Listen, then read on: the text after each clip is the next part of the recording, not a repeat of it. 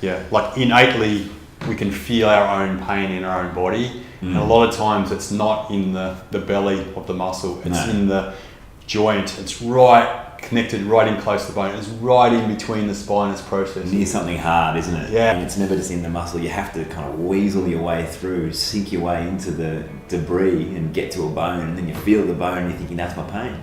Yeah. There's always, the debris is always caught up against something. Yeah. Like in nature, you observe nature, leaves, where do they go with the wind, and they get stuck in a corner somewhere.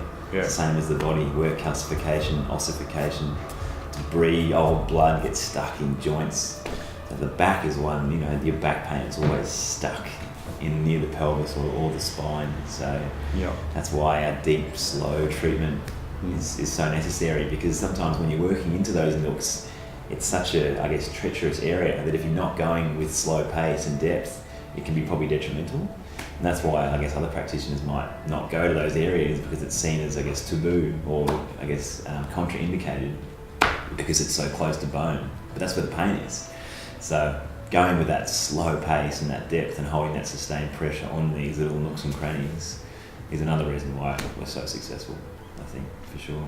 How many times have you been training a lower back and you get into that money spot and they say, that's my pain, in the first 5 minutes of the session? Yep. First 5 minutes, and then all of a sudden, you know, they're thinking, oh, what is this? This is great. Yeah, Finally, someone's touching my pain. Yeah, yeah. Because so many people skim over pain. You think, oh, that was a good spot, go back there. But no, they don't. But, you know, you just got to access that, go straight to it. It's essential. You push into it. Exactly. It's not going to change unless you connect with it. Exactly. And connect with it in a meaningful Yeah, way. exactly. Don't lose connection and go back on it. It has to be sustained. Exactly. Yeah, sustain the pressure. And another thing that's just come to mind is the whole healing or growth happens on the border of challenge and support, isn't it? So like what we first said about how we're their support, we're there to encourage them and be there for them, but we're also applying the challenge, which is that deep treatment. And we're accessing stuff that they don't really want you to go to because it's too painful, emotionally and physically. But we're there for support and they trust us, so they let us in, and that's where healing happens. Yeah, yeah.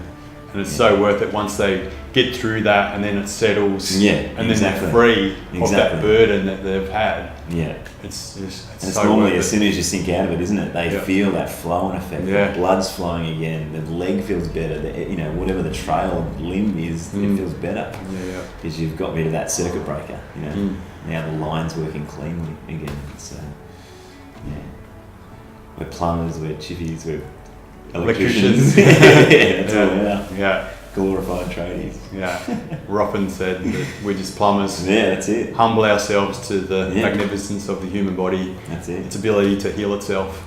Exactly. We're just facilitating flow. Doing God's work, you see. Yeah. Cleaners. The cleaners of society. That's it. Yeah. That's it. That's what Brilliant. we are. We love it. That's it. Passionate about it. We don't need a fancy name tag. We're just doing the work in the trenches. Yeah. It's good. It's awesome.